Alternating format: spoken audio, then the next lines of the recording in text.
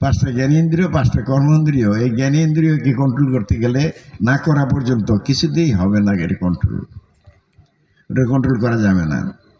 ইন্দ্রিয় সাধন ছাড়া ওই স্বরূপকে দমন করা যাবে না। তো যাই হোক, এগুলি চিন্তার ব্যাপার, শিক্ষার ব্যাপার, বুঝতে হয়। আমার রসুলকে ওই অনেক সময় আমি বলি যে অনেক মনের ইয়াতে আর কি, মরা নবী, উপাতন নবী, মরে গেছে নবী, বিসমিল্লাহ আলমিল্লাদি রাসুলিল্লাহ, এই কথা কন যেত না। রসুল খবর আইতে পারে না। ইয়া নবী সালাম আলাইকা কন যেত না, কেন মসজিদে আইতে আরে আইতে পারে না। আর আমি বলি যারা এই কথা বলেন তারা বুঝেন না, সাবধান হন, এই কথা বলেন না। না বুঝলে আসুন দেখেন আমার রসুল। আমরা বলি বর্তমান হাজির, উপস্থিত, এক্ষণ উপস্থিত, দেখাই দেবো, আসেন।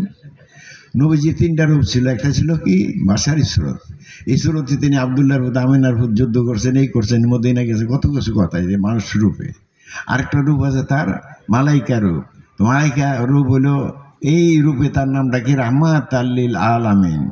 রহমত দেখা যায়, মেয়েরা দেখা যায় রহমত না, রহমত বোঝা যায়, বোঝা যায় না তো রহমত। আবার আল্লাহ কইতেছে কি, আল্লাহ কইতেছে, আর আমরা শিখেছি কি কও, আলহামদুলিল্লাহ রাব্বিল আলামিন।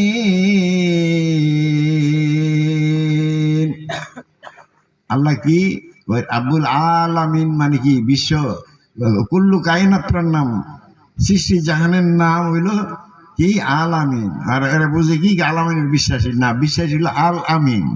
নবীরে বলতেন আল আমিন। আর আল আমিন টান আছে, এটা হলো কি বিশ্ব জাহানের নাম, কুল্লু কায়নাতের নাম হইল আল আমিন। তো আল্লাহ কি ওই আলামিনের মানে ইয়া কর্তা, পালন কর্তা, লালন পালন করবো। এই তার নবী কি আল্লাহ কইছে, আমার সাল্লাকা ইল্লা রাহমাতাল লিল আলামিন। ওই আলামিনের রহমত হইলেন আমার নবী সাল্লাল্লাহু আলাইহি ওয়াসাল্লাম, রহমত। আল্লাহ কয়, ইয়া আইয়ুহাল্লাযীনা আমানু সাল্লু আলাইহি ওয়া সাল্লিমু তাসলিমা। হে বান্দা বান্দীরা, আমি আমার নবীর উপরে দুরূদ ও সালাম পাঠাই, সাল্লু দেই, অর্থাৎ সম্ভ্রমে বিনয়ের সাথে দুরূদ ও সালাম পাঠাই, তোমরাও পাঠাও। তো প্রশ্ন আসে না, তুমি কেন পাঠাও ফেরেশতারা লই, আর আমরা কেন পাঠাইতাম? বলে আরে আমি তো তার ভালোবাসি, তারে ভালোবাসি সব সৃষ্টি করছি। যাই হোক, এখন হলো রহমত আমারই সৃষ্টি। তা আমি চালাইতে গেলে, প্রতিপালন করতে গেলে রহমত ছাড়া চালাইতে না, তোমরা চলতে পারবা এখন না, আমিও পারতাম না, তোমরাও পারতাম না। এই জন্য তারে ভালোবাসতে হবে। তো তারে যদি ভালোবাসো, রহমত লাভ করো, তখন কয় কি রহমতুল্লাহ আলাই, আল্লাহর ওলি হয়ে যায়। কারে লাভ করলে? রহমত লাভ করলে। রহমত মানে কি? আমার নবীজি তথা নবীজির আদর্শ এই চরিত্রে বাস্তবায়ন করব, তখনই আমরা হয়ে যাব সেটা। তো এখন নবীজির চরিত্র আদর্শ আমরা পালন করতে হবে, তখন রহমতের লাভ করা যাবে। রহমতের লাভ করা যাবে। আজকে মাহফিলে আসছি কেন? রহমতের আশায় যদি আসে থাকে, তো রহমতের বাবে থাকতে হবে কি না?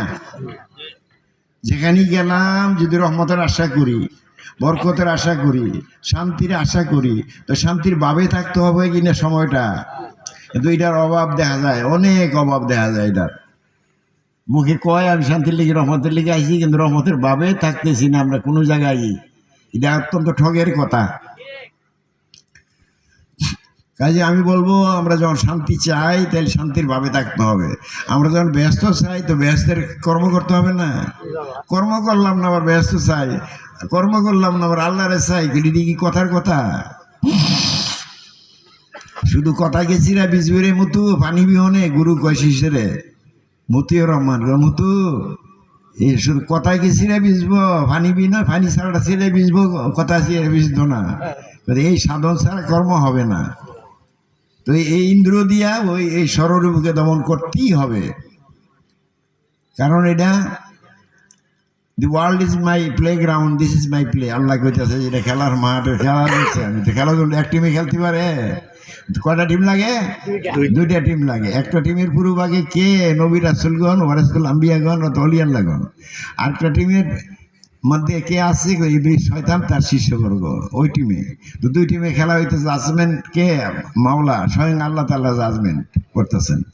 তো তারে কইছে শিখাই দিয়ে গেলাম ওই দরগা দেখা জায়গা মুমিনিয়া দরগা খেয়াল, তারা 4টা ক্ষমতা দিছে। এই সর্বত্র ঘুরতে পারবে, কেমন পর্যন্ত পয়সা থাকবো, বিভিন্ন রূপ ধরতে পারবো, অন্তরে ধোকা দিতে পারবো, এই ক্ষমতা কেমন পর্যন্ত দিয়া তারা দিয়েছে। কি দিয়া কি করবো? যাচাই বাছাই করবো। তারা জাসুমদার হিসেবে বাড়াইছে কে? নিয়োজিত করছে আল্লাহ পাক। কেন নিয়োজিত করছে? যিনি ইনসানকে যাচাই বাছাই করার জন্য। কি দিয়া? লোভ, প্রবলন, ধোকা, ফাঁকি দিয়া তারে এই করার জন্য তারে বানাইছে। তো এই হ্যাঁ তো কাজ এটা করবোই, তো করতে গেলে আমরা বাঁচতে হইলে ওই যাই দিও মুর্শিদের কাছে যাইতে গেলে কি শিখতে হবে? সফল অজু কারে কয়, সফল সালাত কেমনে করে, আমার কালিমা তৈবাকে কেমনে প্রতিষ্ঠিত করবো অন্তরে, এই শিক্ষাগুলি ছাড়া এই সালাত, এই নামাজ, এই সিয়াম। সিয়াম আইতেছে দুঃখের কথা, সিয়াম আইলে কি হইতেছে?